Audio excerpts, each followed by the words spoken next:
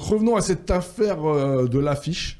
Donc pour rappeler les faits, mais bon, je pense que tout le monde a suivi. Hein, voilà, il y a eu donc ce visuel, enfin ces visuels qui ont été lancés par les réseaux sociaux de la France insoumise, et voilà, notamment, voilà, c'est ce visuel avec Cyril Hanouna qui a fait polémique, car l'extrême droite et ses relais, du coup, comme on dit, ils se sont reconnus. L'extrême droite et ses relais a fait ses choux gras depuis, je sais pas, 3 ou 4 jours de ce visuel, en accusant la France insoumise donc d'avoir fait un visuel antisémite qui reprenait les codes d'une affiche d'un film de propagande nazie.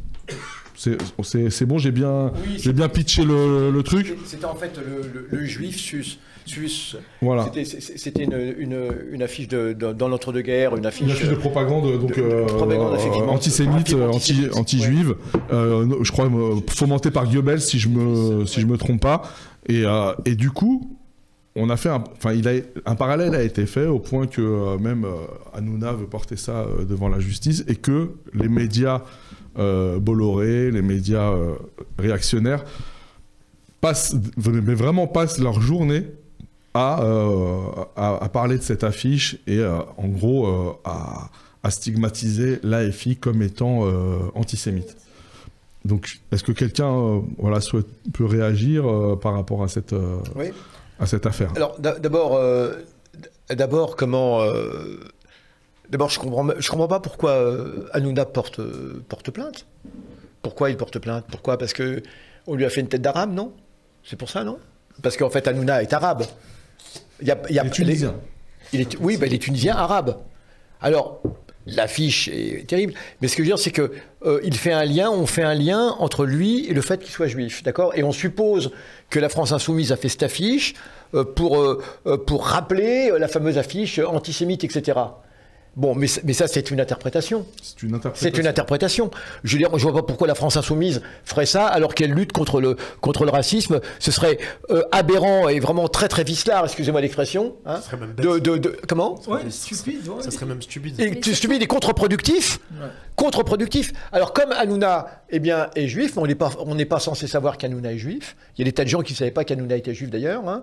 Mais si il se trouvait qu'Hanouna ne soit pas juif, hein, Hanouna là, cette affiche montrerait simplement, on va dire, quelqu'un qui a une tête d'arabe, hein, et facho. D'accord? Oui, ou une tête en colère, parce que dans les autres visuels, il y avait par exemple Pascal Pro. Oui, on va dire une tête d'oriental. Voilà, mais il y avait Pascal Pro qui n'est pas d'origine arabe, mais qui était aussi avec un visage très, très marqué, très énervé, etc. Voilà, donc, un visage énervé va toujours avoir cette apparence, etc. Alors, et puis le noir et blanc, il y a le noir et blanc, de toute façon c'est le noir et blanc, c'est pas uniquement pour lui le noir et blanc en plus. Hein. Toutes les affiches étaient en noir et blanc pour donner une intensité dramatique. Voilà, je veux dire, imaginons qu'on ait mis l'imam Chelgoumi, hein, qui a quand même des idées très très réactionnaires et même proches du fascisme, parce que lorsqu'il appelle à une répression, etc., je crois que ça n'aurait provoqué aucun tollé. Ça n'aurait provoqué aucun tollé. Donc c'est ça qui est absolument étrange dans cette affaire. Il faut savoir, je te donne la parole après, Yacine, mais il faut savoir donc que devant j'allais dire... l'agitation extrême qui a été suscitée par ce visuel par l'extrême droite, je le répète, et ses relais, il y a eu donc la communication de la FI a décidé de mettre un autre visuel en disant bon. Si effectivement ça correspond à des stéréotypes, etc., on accepte de l'enlever et de mettre autre chose. Yacine? Non, mais je disais, en fait, ça revient encore à tout ce côté absurde du débat public aujourd'hui. Tu as quand même Elon Musk qui fait des saluts nazis, tout ça. Et en fait, ça devient un non-sujet ce qui se passe. Et de l'autre côté, t'as un visuel qui est supprimé en bout de quelques minutes. Ne laisse pas déconcentrer. Non, mais qui est supprimé au bout de quelques minutes et où on sait pertinemment que la France insoumise, qui est quand même un parti aujourd'hui qui dispose de beaucoup d'élus, qui a vocation à mener la course aux élections, va pas faire un visuel ouvertement, enfin même voulu, antisémites.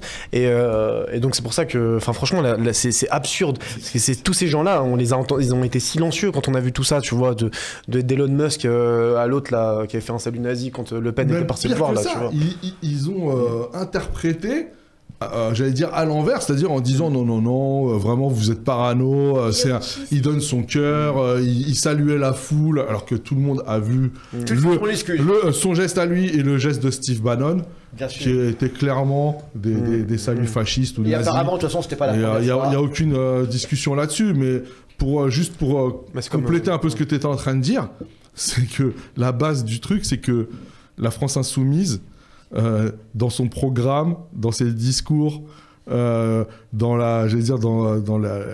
toutes les idées qu'elle diffuse, n'est pas antisémite. C'est-à-dire qu'il n'y a rien d'antisémite dans ce que propose. Il n'y a aucune action, aucune loi, aucune mesure, aucune j'allais dire même appréciation qui est portée à l'encontre d'une personne au prétexte de sa religion et en particulier de la religion juive. Donc, pour pouvoir dire que un visuel a des relents antisémites ou il faudrait que le diffuseur soit lui-même connu. Ça serait déjà un élément. Mais il y a une campagne. Pardon, excuse-moi. Mais le pire, c'est que ce soit les vrais antisémites, donc l'extrême droite qui accuse, donc un parti qui est contre l'antisémitisme, d'être antisémite. Et c'est ça qui est le plus drôle, en fait. Et qui joue de ça. Au bout d'un moment, faut s'en rendre compte. Faut remettre les choses dans leur cadre. C'est les partis d'extrême droite qui sont antisémites. Ce n'est pas la France insoumise. Et même, quand tu vois, en vrai, c'est une dinguerie, mais il faut aussi revenir. On parle d'Elon Musk et compagnie, mais les dingueries de candidats avec des casquettes nazies, c'était du côté du RN. Et qui sont, aussi des syndicats étudiants qui sont qui font des l'UNI, comme l'UNI, etc. Qui sont soutenus par des partis d'extrême droite. Bien sûr. Il faut recontextualiser ça aussi. Et puis, il faut aussi dire une chose, c'est qu'il y a une campagne générale, nationale, contre la France insoumise, contre Mélenchon, et qui tend à quoi? À substituer, mais c'est incroyable, une sorte d'inversion totale, d'inversion politique totale, où on veut faire passer l'extrême droite pour étant finalement celle qui défend les juifs, alors que dans son ADN, pas uniquement dans son ADN passé, parce qu'on nous dit, c'est comme si on accusait l'Allemagne d'aujourd'hui, d'avoir eu, disons, les Allemands d'aujourd'hui, d'avoir eu des ancêtres nazis. Mais non, il y a actuellement dans la France insoumise des gens qui luttent contre l'antisémitisme depuis le début, et ça a été prouvé. Il y a des juifs, des non-juifs, etc. La France insoumise a reçu le soutien d'associations que nous connaissons très bien, d'associations juives que nous connaissons très bien, hein, effectivement. Et comment est-ce qu'on peut essayer de faire passer ce parti, et Mélenchon particulièrement, parce qu'il y a une violence contre Mélenchon qui est absolument hallucinante. Hein, pourquoi pour dire comment... moi, je crois que c'est une opération politique qui tend d'abord à dédouaner l'extrême droite, de tout racisme, d'accord, et de faire passer l'extrême droite. C'est hallucinant comme histoire. C'est tellement énorme il faut se pincer. L'extrême droite ne s'est jamais départie de son antisémitisme structurel. Il y a un antisémitisme structurel dans l'extrême droite. Et il faudra aller dans le secret des discussions en ville, etc., hein, dans les apartés, etc., etc. Mais bien évidemment qu'ils passent leur temps à raconter des plaisanteries sur les juifs. Bien évidemment qu'ils passent leur temps à colporter des ragots antisémites effroyables et qui justement nous ramènent aux années d'entre-deux-guerres. Et comment on peut réussir à faire croire que ces gens-là, ils vont même participer à un colloque à Jérusalem sur la lutte contre l'antisémitisme. Mais c'est hallucinant. Et avec qui? Avec celui qui est en train de perpétrer un génocide aujourd'hui. Mais c'est incroyable le monde dans lequel nous vivons. Et en attendant, la France insoumise... Avec la petite fille de celui qui a créé un parti avec des SS. Bien sûr, absolument. Marion Maréchal, hein, dont le père naturel était agent du Mossad d'ailleurs, faut quand même le savoir. C'est pas du complot. Oui, tu le dis souvent, donc. Mais c'est véridique. C'est véridique. D'accord. Il avait été enlevé au Liban. C'était Falk, c'est ça. Ouais. Et donc du coup, d'ailleurs, c'est lui-même qui disait qu'il avait travaillé pour le Mossad, pas uniquement pour le Mossad, mais pour la CIA. Et ce que je veux dire, c'est que oui. C'est pas dit CIA. Fallait dire le mot CIA. Vous savez, c'est la gueule que j'ai à chaque fois. Il faut que je place le mot CIA au moins une fois dans l'émission. C'est le placement de produit, tu vois. Il doit citer son employeur à chaque émission. C'est à chaque fois que je dis CIA, il y a une cagnotte qui s'allume à chaque fois que je dis CIA. Il a dit c'est pour ça les lunettes. Bah oui, bien évidemment.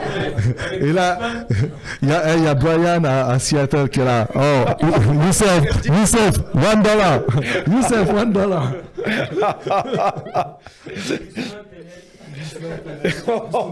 Glucksmann. Donc voilà, mais je suis. Et ce qui est incroyable, c'est qu'à gauche, on reprend cela. À gauche, on reprend cela, aussi bien au PS que comme au PC, c'est la vérité. Hein. Chez les Verts, on reprend Mélenchon, la FI, vraiment, mais c'est incroyable. Je veux dire, comment Roussel. Roussel. Alors cette affiche, encore une fois, elle est antisémite. Si jamais on dit que ce sont des antisémites qui l'ont fait. D'autre part, si jamais ça avait été la seule affiche, c'est-à-dire que si jamais il n'y avait eu que Hanouna. Ouais. Bon, effectivement, on pourrait s'interroger, mais c'est pas le cas du tout. On a vu la galerie de photos qu'on nous a présentées là, d'affiches. On voit bien. Trump. Mais exactement. Il y a Milei, le président argentin. Exactement. Donc je n'arrive pas à comprendre. Et donc ça ne peut passer pour quelque chose d'antisémite que si effectivement, d'abord, on va coller sur Hanouna l'identité juive, ce qui n'est pas le cas du tout. Personne ne dit le juif Hanouna, etc., etc. Lui-même le dit pas. Donc, imaginons quelqu'un qui ne sache pas, j'ai du mal à comprendre. C'est qu'en faisant ça, c'est eux-mêmes qui font cette lecture antisémite. C'est eux. En tout cas, on peut voir que ce sont les médias et les relais de l'extrême droite qui ont abondamment, j'allais dire, fait le lien entre le visuel et l'antisémitisme. Pour se dédouaner eux-mêmes. Parce qu'en fait, c'est ça. Ils se dédouanent de ça. Et on peut noter aussi que ça se fait à un moment où il y a on en a parlé pendant 1h30, donc on va pas recommencer, sinon Yazid va me taper sur les doigts. Mais à un moment où il y a une fièvre islamophobe. Donc, j'allais dire que, voilà, est-ce qu'il y a un lien entre les deux, c'est-à-dire comme une sorte de contre-feu? Parce que si il s'agit de lutter réellement contre l'antisémitisme, mais bien sûr, allons-y, faisons-le. Luttons contre les actes, luttons contre les personnes qui portent des discours ou qui ont des projets qui sont antisémites, bien sûr. Mais là, il n'y a pas d'éléments, j'allais dire, concrets et factuels. Simplement, il y a ce soutien. Encore une fois, on en revient toujours à la même chose, et peut-être que ce sera la manière de te passer la parole, Nordine, le soutien à la cause palestinienne.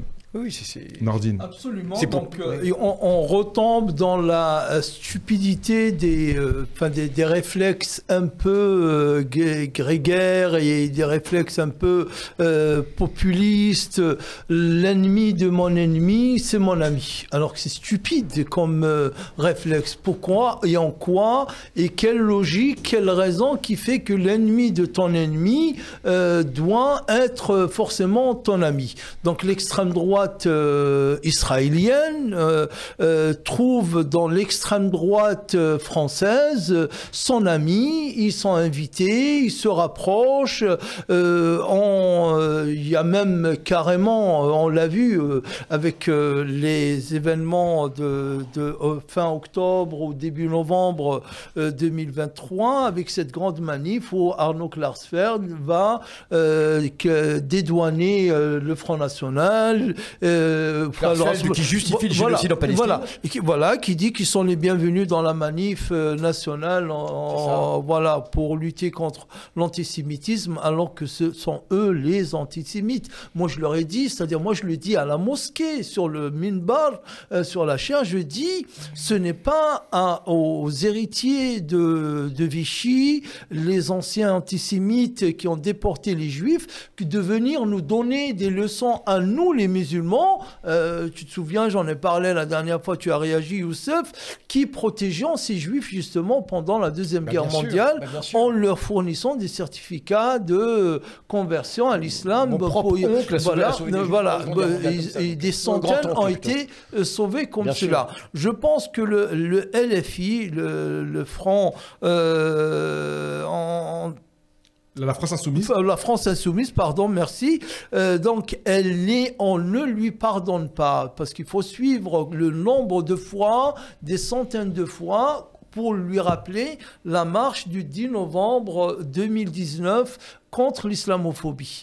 Pourquoi ils ont participé à cette marche? Pourquoi ils ont parrainé cette marche? Pourquoi ils n'ont jamais pardonné? C'est le seul parti en France dont le discours, les positions, franchement, voilà, c'était, je pense, c'est 2018, après l'université d'été. Entre guillemets, pour l'extrême droite, c'est la naissance de l'islamo-gauchisme, quoi. Cette date-là, on peut dire, c'est le jour 1 de l'islamo-gauchisme à la française, et ça, il le paye tous les jours, quoi. En tout cas, il le paye, mais ça montre encore une fois qu'ils sont sincères dans cette démarche, et que c'est une démarche politique, philosophique, et ce n'est pas une question d'électoralisme ou de course à l'électorat musulman encore. Et je pense bien qu'il s'y reste dans ses positions. Et je les salue de rester et d'y rester. Bien entendu que les musulmans sont intelligents et ils sauront pour qui voter quand le temps viendra. Voilà. Alors, il y a aussi autre chose, c'est qu'en plus, comment... Sans nuance. On nous dit qu'elle a... Alors... que cette affiche, à la limite, pose problème. L'AFI l'a retirée. L'AFI l'a retirée. Donc ça veut dire quoi? Ça veut dire que l'AFI, écoute au moins des critiques. Oui, mais ce qu'il fallait, ce que certains attendaient, est-ce que c'est pas pour te couper la parole, c'est qu'il y ait acte de contrition, qu'il y ait excuse, qu'il y ait... voilà. Oui. Mais ça, attention. Oui, non, mais... Ça comporte des risques. Mais bien évidemment. Parce que le problème, c'est que si on était dans une situation apaisée, une situation politique apaisée, mais là, on est dans une situation... où on a une meute vraiment, une meute de fachos qui passent leur temps H24 à surveiller le moindre tweet du moindre petit militant de l'AFI, etc., pour savoir ce qu'ils vont pouvoir en tirer, etc. Mais ce moment-là, il l'attendait. Ce moment-là, il l'attendait. Alors, ça veut dire que si on était dans une situation apaisée, eh bien, on aurait dit, OK, il y a cette affiche qui a été faite. D'abord, elle a été faite par IA, c'est ça, par intelligence artificielle. Par Grok. C'est ça. Donc, à la limite, on aurait dit, des gens auraient dit, oh, bah, cette affiche, elle pose problème parce qu'elle n'est pas sans rappeler, effectivement. Bah, les gens auraient dit, OK, d'accord, bah, dont acte, et puis voilà. Mais on n'est pas dans cette situation. Ouais. Là, on prête une mauvaise intention. Alors, ce qui fait que non seulement cela, c'est qu'en plus, l'AFI donc la retire en se disant ça a peut-être choqué les gens. C'était pas du tout l'intention. Elle l'était pas parce que ce qu'on juge là, c'est l'intention. Bien évidemment, c'est l'intention. C'est pas. Alors, mais par souci d'apaisement, on la retire. Donc, en temps normal, on aurait dit bah dont acte, puisqu'on sait très bien que l'AFI. Évidemment, on n'est pas antisémite. Voilà. Évidemment. Et dans ce contexte, ça serait passé. Sauf que là, c'est pas ça. C'est que, oui, on va en faire des tartines. On va en faire des tartines encore une fois. Hein. On va encore dire Mélenchon, l'AFI. Mais pendant ce temps, les vrais racistes, les vrais antisémites, les vrais islamophobes, etc., eh bien, eux, ils prospèrent pas à pas, et on va encore nous servir une guerre d'Algérie, et on a encore des fachos qui vont aller en Israël justifier le génocide, et se faire passer photographie.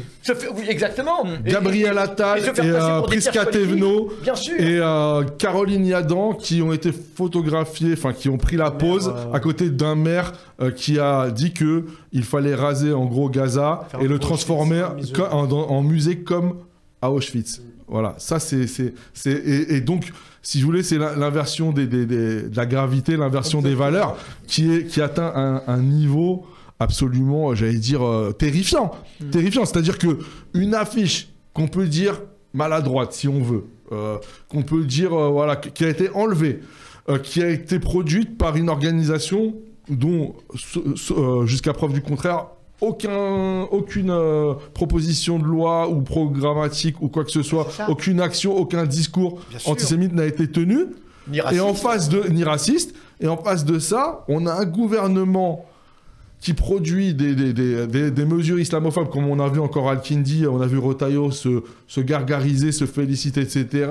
Les membres du gouvernement ou ex-membres du gouvernement et représentations nationales qui sont allés faire la pause, j'allais dire, moi je l'ai tweeté, les pieds baignant dans le sang coulant des enfants de Gaza, tu vois. Avec un fusil mitrailleur en bandoulière. Mais moi j'ai envie de parler aux gens qui se prétendent de gauche et qui se sont, comment dirais-je, offusqués pour l'affiche, aussi maladroite soit-elle, je ne le pense pas, mais aussi maladroite soit-elle, mais votre indignation, gardez-la pour ces personnes qui vont à quelques kilomètres de Gaza, j'allais dire, profaner les tombes des enfants de Gaza.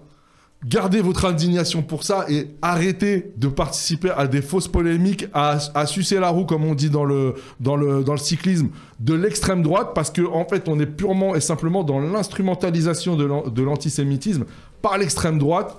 Et on voit qu'il y a des gens qui sont d'organisations de gauche, on en parlait tout à l'heure, etc., qui tombent dans le panneau d'une manière vraiment pathétique. Vraiment pathétique. Bien sûr, parce que reprenons l'affiche. Imaginons qu'on veut caractériser Hanouna comme étant facho. Quel type d'affiche il aurait fallu faire? La question elle est là. Quel type d'affiche si on voulait caractériser Hanouna comme étant facho, sur le même mode que les autres, qu'est-ce qu'il aurait fallu faire comme affiche?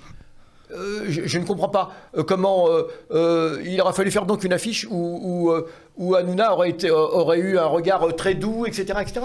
D'autant plus que je rappelle qu'il y a des caricatures, non pas de juifs, mais d'arabes, dans la propagande coloniale, qui sont tout à fait identiques à celle-ci. Donc on pourrait très bien dire que c'est une caricature d'arabe. En vérité. Ouais. Alors évidemment, ça fait écho avec les caricatures antisémites, de l'entre-deux-guerres, nazis en l'occurrence. Mais ce que je veux dire, c'est que c'est l'intention qu'on doit juger. Parce que sinon, au petit jeu des ressemblances, eh bien, on pourrait en permanence, voilà. Yazid en parlait tout à l'heure. Il y a le journal de sinistre mémoire Franc-Tireur qui est commis par Fourest, Enthoven, toute la bande là. Voilà, ils ont fait des caricatures d'Hanouna qui ont vraiment rien à envier. Je me rappelle très bien. Qui ont rien à envier, je sais pas si on pourra les voir, mais qui ont absolument rien à envier au visuel. Donc voilà, moi je pense que il faut pas, là je le répète, il faut pas tomber dans le panneau. Il faut bien comprendre que tout ça c'est j'allais dire, avant tout une instrumentalisation de l'extrême droite pour déjouer, j'allais dire, l'avancée, si on peut dire, des idées d'une gauche justement conséquente, de couper l'AFI du reste du bloc de gauche, du bloc progressiste. C'est ça l'objectif, parce qu'on approche, les amis, c'est bientôt 2027. Hein. C'est bientôt 2027. Et donc là, c'est Charlie Hebdo. Voilà, on laisse ça à votre appréciation. C'est bientôt 2027, c'est bientôt les présidentielles. Tu te présentes, Yacine ? Là, j'ai pas toutes les signatures. T'as pas les 500 signatures encore ? Peut-être 2-3 pour Non, mais moi, je suis premier degré. Non, mais je suis premier degré. Voilà, peut-être qu'un jour, tu seras... Non, mais il y a qu'un rebeu. Il y a qu'un rebeu par élection, et pour l'instant, c'est Anas Kazib. Ah ouais, les petits tacs comme ça et tout. Mais maintenant, il est contre les élections, maintenant. Ok. Tiens, oui, j'ai une caricature de Zemmour qui est là. Regardez la caricature de Zemmour qui est là. Je sais pas si on peut la voir, on peut la revoir, là, celle de Zemmour là, qui était dans Franc-Tireur là. Ouais, parce que elle est coton celle-ci, regardez. Christine Boutin. Alors à gauche c'est Christine Boutin. Voilà. Au centre c'est Zemmour. Ouais, franchement là. Personne ne va dire. Non mais et en haut je sais pas qui c'est. Ouais. Bon, en tout cas. C'est le pape peut-être. Alors ce que je veux dire, c'est qu'effectivement, si l'affiche de l'AFI a pu rappeler ça, c'est vrai. Mais je pense qu'on doit partir de l'intention. De toute façon, il n'y avait pas d'intention. Il n'y avait pas d'intention négative par rapport aux Juifs. Voilà, c'est comme ça qu'il faut le prendre. Parce que si jamais on commence à dire et à abonder dans le sens, il y a un inconscient antisémite à l'AFI, etc. Mais c'est exactement... de toute façon, moi, je pense que nous sommes tous traversés aussi sans doute par des tendances racistes, antisémites, négrophobes, etc. C'est ça le fait de l'impérialisme. Hein. Nous-mêmes, nous aussi, nous n'échapperons pas à cela. On l'a toujours dit. Hein. Il est possible qu'on ait la négrophobie en nous, qu'on ait l'antisémitisme, et c'est logique. Parce que qu'on appelle les tropes. Exactement. Non, mais ce serait tropisme. Oui, non, mais c'est même plus que les tropismes. C'est que nous sommes porteurs de l'idéologie dominante. qu'on le veuille ou qu'on le veuille pas. C'est ça en fait. C'est ça l'impérialisme. La blanchité. Bien sûr, nous sommes porteurs. Et la vie politique, c'est un combat aussi contre. On retrouve ça aussi dans l'islam, tu sais. Le neuf, c'est comment nous luttons contre nos propres turpitudes. Ce qu'on appelle le grand djihad, d'ailleurs, c'est ça. Hein. Bon, donc on doit faire un combat. Donc Youssef qui se transforme en islamologue à 21h36. Non, mais ce que je veux dire, c'est que moi, je suis d'accord pour dire qu'effectivement, nous sommes tous traversés. Mais pourquoi la FI particulièrement plus? C'est ça le problème. Il existe chez tout le monde, et parce que nous vivons en système impérialiste, nous sommes traversés par des tas d'idéologies peu ragoûtantes. On est tout à fait d'accord. Pareil, comment anti-femmes, ce que vous voulez, homophobes, etc. Bon, mais ça, c'est parce que nous sommes tous porteurs de cette idéologie dominante, c'est tout. Je veux dire, et voilà, c'est un combat à mener. Mais là, ce qui se passe, c'est qu'on voudrait faire de la FI, eh bien, le parti qui particulièrement, et il y aurait un inconscient, mais moi je pense que les gens qui font cela ne se rendent pas compte à quel point ils sont en train de faire le lit de l'extrême droite et du fascisme.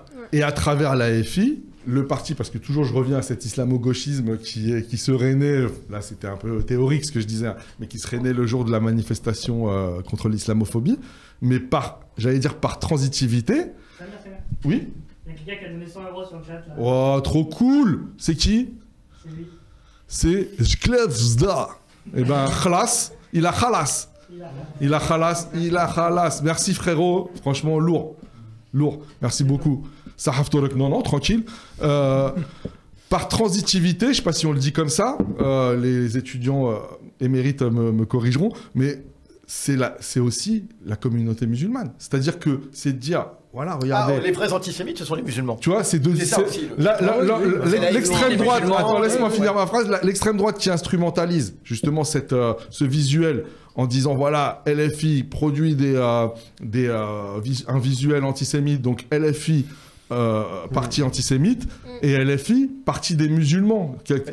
Une de mes camarades dirait parti des Arabes. Mais par nature. Et juste, je termine par là. Et donc, il y a aussi cet agenda, j'allais dire, toujours dans les perspectives électorales, de dire, voilà, attention, si vous élisez FI, vous élisez un parti antisémite, et comme ce qu'ils appellent le nouvel antisémitisme des banlieues. Comme si l'autre antisémitisme n'avait jamais existé ou qu'il avait disparu, et comme si ce prétendu antisémitisme des banlieues, ce nouvel antisémitisme prétendument islamique, etc., aurait j'allais dire, un poids politique dans ce pays. C'est vraiment prendre les gens pour des idiots. Excusez-moi. Non, mais même au-delà, donc tu as les musulmans qui seraient par nature antisémites, par nature sexistes, par nature homophobes. Enfin, tu as tout un truc d'essentialisation des musulmans, mais en plus de bestialisation aussi, tu vois. On l'a vu avec Marwan. Non, sauvagement, on l'a vu avec Merwan Ben Lazar. Et d'ailleurs, j'ai trouvé ça intéressant parce que Merwan Ben Lazar. Non, vas-y, continue. Elle finira après. T'inquiète. Non, juste un petit point sur Merwan Ben Lazar. Ce qui s'est passé avec Merwan, c'est quand même de bon augure, quand même. Enfin, pas la polémique, mais la réaction qu'il y a eu derrière. La réaction, le buzz, vois, le fait qu'il ait rempli toutes les salles. Donc, vas-y, Merwan Ben Lazar, tu sais, c'est l'humoriste qui, parce qu'il avait une grosse barbe, tu vois. Il y en a tellement, Youssef. Il y a une affaire par jour. Je te jure. Ouais, mais derrière, t'as eu tout un truc de solidarité. Il a eu ses dates qui sont, tu vois, il fait beaucoup de vues sur les réseaux après. Donc, ouais, puis il est marrant. Il est plutôt bon, quoi. Ouais, mais on peut même rapprocher ça à... Voilà, c'est ça qu'on veut. Vas-y, Asia. Vas-y, girl power, vas-y. On peut me rapprocher ça à Damien Rieu qui harcèle tous les commerces musulmans en ce moment. T'as vu ça, les barbaresques? C'est ça, les barbaresques, mais en fait... Lourd ou pas? Les barbaresques, lourd. C'est ça, mais en fait, il fait de la pub. Tu peux nous pitcher le truc vite fait? Barbaresque, c'est une boucherie qui est tenue par des musulmans et qui sont certifiés AVS. Donc ça, c'est la certification halal. C'est ça. Et t'as Damien Rieu qui se pointe directement à la boucherie, À la boucherie. et qui crie au grand remplacement qui crie au grand remplacement. Parce qu'en fait, il faut savoir que les barbaresques, c'était un peu les pirates. Enfin, c'était les pirates arabes, on va dire, pour faire simple. Alger. Et que, voilà, ils étaient, on va dire, leur réputation, c'était qu'ils kidnappaient des blancs. D'ailleurs, je prépare un article là-dessus. D'accord. Et du coup, celui qui tient, enfin le patron de cette boucherie, a, comme il a dit, en fait, il est fan de tout ce qui est One Piece, etc. Et il a voulu aussi reprendre l'imaginaire pirate. Donc voilà, il a fait un mix en fait entre l'imaginaire pirate et l'imaginaire One Piece, et il a donc créé cette boucherie qui s'appelle les Barbaresques. Avec des visuels, ils sont en burnous, enfin, il y a un truc un peu festif, quoi. Et c'est quoi ce que tu appelles One Piece, One Piece, c'est un manga. Ah oui, d'accord, c'est ça, oui. Un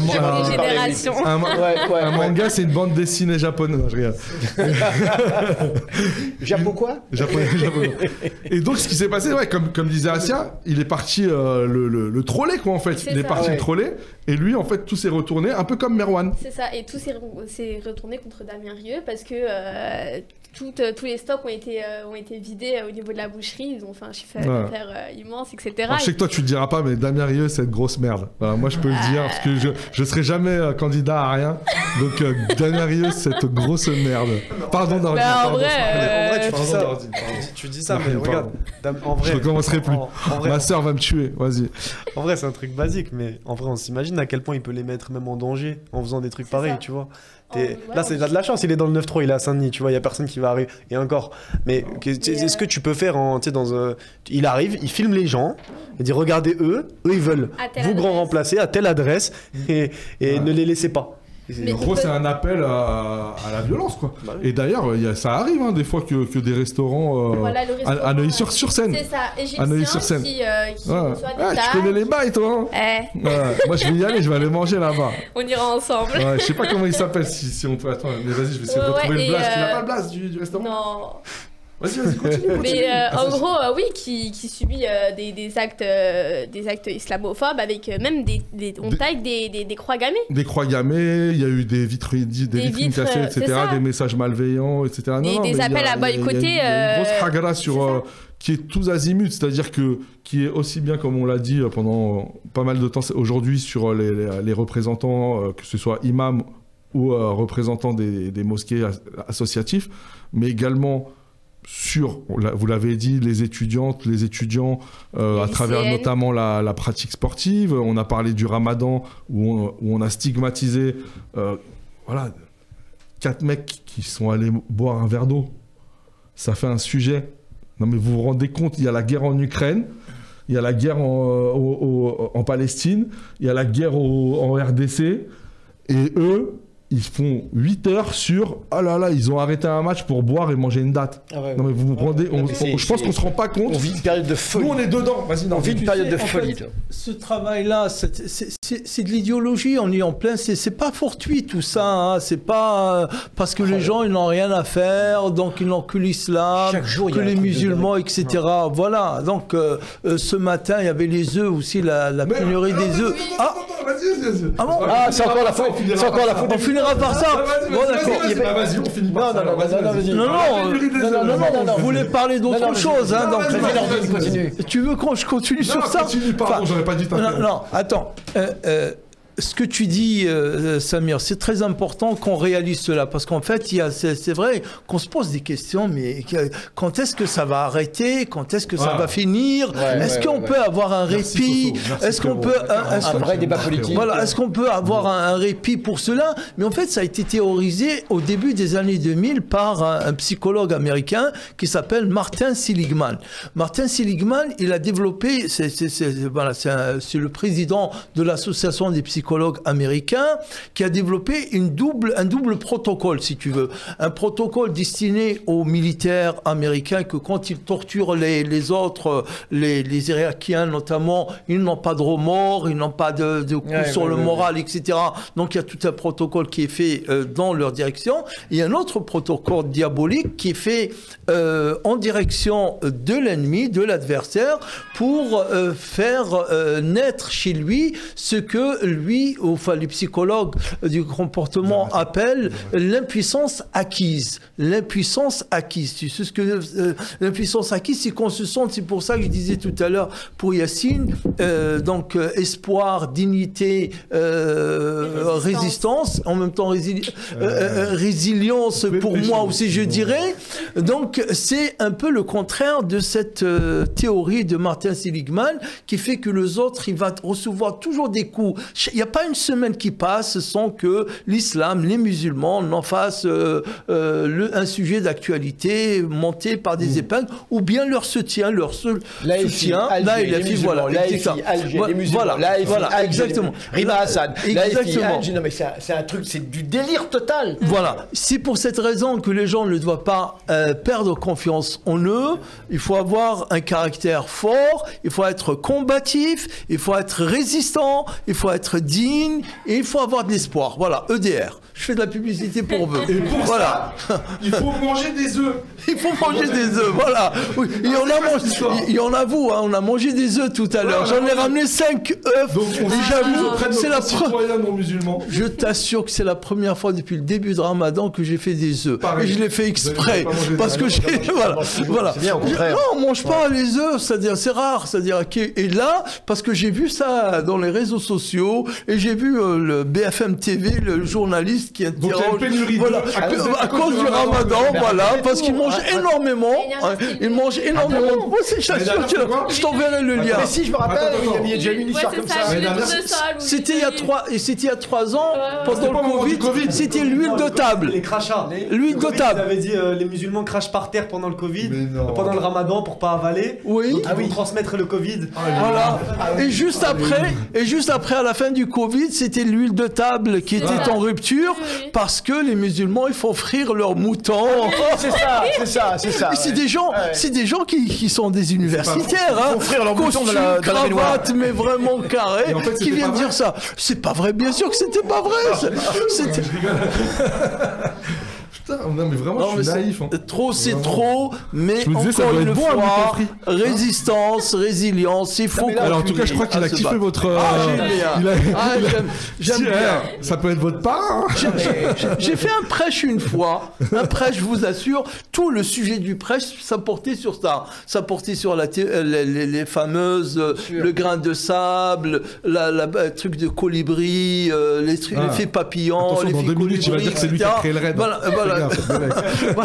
Donc j'ai déroulé tous ces trucs pour leur redonner justement l'espoir. Il faut pas se sentir, tiens, je suis le seul à lutter, je suis le seul à résister. Non, même si tu es le seul, un grain, il peut faire du mal à une machine. Il va pas la casser, mais il va lui créer des problèmes. Elle tournera pas aussi fluide parce qu'il y a un grain de sable. Toi, tu es le grain de sable qui va créer des problèmes à cette machinerie qui est des milliards. Parce qu'aujourd'hui, c'est la première fois, il faut le dire aussi, que dans l'histoire de la France, moi je suis là que depuis 38 ans, hein, et je suis fier que mes parents n'ont jamais mis les pieds en France, ils sont restés en Algérie, comme ça quand je vais leur rendre visite là-bas, je me ressource de leurs valeurs, de leurs racines, et je suis citoyen entièrement citoyen, avec la culture d'ici, je participe, je le dis, je termine par ça, je fais un peu de provocation. Tu fais ce que tu veux. Je fais un peu de provocation.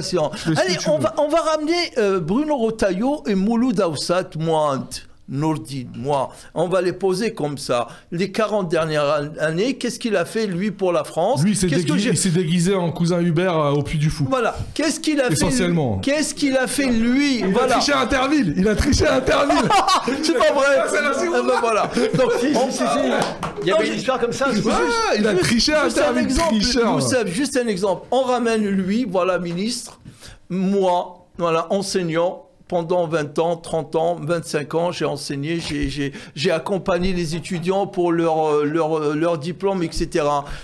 Dans le dialogue depuis 95. Le dialogue interreligieux. Voilà, Aix-en-Provence, étudiants, puis par la suite, ici dans la région parisienne. Alors, qui est utile pour la France, et je parle même pas des enfants qu'on a donnés à la France. Mais ça, moi, j'appelle pas ça de la provocation, voilà. J'appelle ça une démonstration. Ah, bah alors, c'est une démonstration. Parce qu'elle ne souffre d'aucune contestation. Voilà. Parce que lui, à part, je veux dire, stigmatiser une population, créer de la haine et dresser des Français les uns contre les autres, il sert strictement à rien. Toi, tu as œuvré au sein de la communauté et de française la société, et tu as diffusé voilà, ton amour du prochain. Et pour cela, on te dit... Sartek. Et non seulement l'amour du prochain, mais aussi... C'est la République. Ouais, non, mais toi, on te protège. Bon, là, t'es foutu, mais on te protège. Mais t'as raison, on parle de République. Sa carrière est finie. Pardon, Youssef, vas-y. Non, mais je dis, tu parles de République, et tout à fait raison. On vit dans la même République. La question de savoir comment on va vivre tous ensemble. Et on ne peut pas vivre dans la haine. Absolument. Donc, c'est pas uniquement l'amour du prochain, c'est aussi l'amour de cette société. Le respect. Et je crois que les gens doivent vraiment se poser la question de savoir comment on peut sortir de cette boue. Moi, je parle d'une véritable boue, une boue fasciste dans laquelle ce monde est en train de sombrer, et ce pays est en train de sombrer. Et il ne faut pas se tromper d'ennemis. Aujourd'hui, je veux dire, on voit très bien avec quelle force politique on peut agir, c'est tout. Je veux dire, si maintenant les gens veulent que la société se suicide, libre à eux. Mais il ne faut pas faire n'importe quoi. C'est ça, c'est ça. Il y a une dimension suicidaire, voilà. T'as raison. Moi, là-dessus, je suis formel. Je veux dire, comment on ne peut pas accuser la FI de choses, et puis comme si c'était un jeu, comme ça on n'est pas au tir, on n'est pas à la fête foraine en train de s'amuser à tirer au baltrap. Les mots ont un poids. Les mots ont un poids. On ne doit pas actuellement aller dans le sens de la propagande fasciste qui tend absolument à démoniser l'AFI, etc. Parce que c'est notre seule chance, je le dis bien, c'est la seule chance de ce pays de s'en sortir. Si aujourd'hui on n'a pas l'AFI, alors je désespère totalement. Je désespère et voilà, le problème est simple. Il s'agit de faire des choix responsables. Raisonnables et responsables. Voilà. Dans quel monde on veut vivre, comment on va pouvoir... des petites passes comme ça, fais gaffe. On va pouvoir tous vivre ensemble. Enchaîne, là c'est maintenant. C'est mon... Non, moi Youssef, juste je vais revenir finir sur un autre point quand même un petit peu plus optimiste. Oui. Si on a lancé, je vais refaire la pub de cette campagne, si on a lancé cette campagne, ce truc indépendant, tout ça, EDR, Espoir, génération dignité, EDR, résistance. Si on l'a lancé, c'est parce qu'en fait, on a constaté aussi qu'il y avait des bribes de résistance partout, dans tous les milieux. Qu'il y avait des assos qui se montaient, bien sûr. Des jeunes là qui créent bourgeons comme ça, des petits bourgeons de trucs, tu vois, c'est ça. Mais tu sais, c'est des trucs quasi épidermiques, tu vois, tu sens que tu prends cher tous les jours à l'université, bon bah tac, t'as 2-3 potes et bah on va créer une association, tu vois. Et puis on se reconnaît, c'est-à-dire dans des expériences vécues, etc. J'imagine ça résonne, quoi. Et en fait, il y a ce truc-là d'auto-organisation qui se fait épidermique parce que t'as pas le choix, parce que sinon tu prends cher. Donc on va se parler, on va créer des assos et un peu des lieux plus sécuritaires, tout ça. Après, sinon on crée du réseau, tu vois, on parle de discrimination à l'embauche. Il y a combien maintenant de réseaux d'étudiants musulmans qui s'aident, qui s'accompagnent et tout dans l'accès à l'emploi parce qu'il y a cette discrimination. Donc il y a ça qui existe, il y a déjà ça qui existe. Nous, la question qu'on s'est dit, c'est comment on fait pour rassembler tout ça et irriguer le mouvement social, irriguer les structures militantes, les structures politiques. Et en fait, on croit que c'est par cette campagne gazeuse, ouverte, où on y participe quand on veut y participer. Gazeuse ou gazouse? Hamoud Barlem. Voilà, la blanche. Ça me dérange pas un peu de gazeuse. Non, voilà, donc, en tout cas, vous nous avez compris, les amis. Vous voulez participer, vous savez où nous trouver. Bienvenue. Bah, franchement, c'était cool. Ça va, vous avez passé un bon moment. Vous avez pu dire ce que vous vouliez dire? Ah ben. Vas-y, moi j'ai. Elle a pas beaucoup parlé, Assia. Allez, le mot. Non, si, elle a parlé quand même. Le mot de la fin. Le mot de la fin pour toi, Assia, vas-y. Que vous ne soyez politisé ou non, que vous venez de banlieue, de campagne, de ville intramuros, faut rejoindre ce mouvement parce que si on se bouge pas, en fait, on va se la prendre dans la face, en fait, cette islamophobie systémique. Et on est obligé maintenant, de par la montée de l'extrême droite, de par les élections présidentielles qui arrivent dans 2 ans, de se bouger, en fait. Et si on le fait pas maintenant, il n'y a personne qui va le faire pour nous. On voit bien que là, l'extrême droite, elle instrumentalise l'antisémitisme à des fins islamophobes, je le dis et je le pense. Et si on n'arrive pas à se motiver, à s'organiser autour de la question de l'islamophobie, c'est pas que l'islamophobie en fait que ça touche. C'est d'autres luttes en fait, c'est les luttes féministes.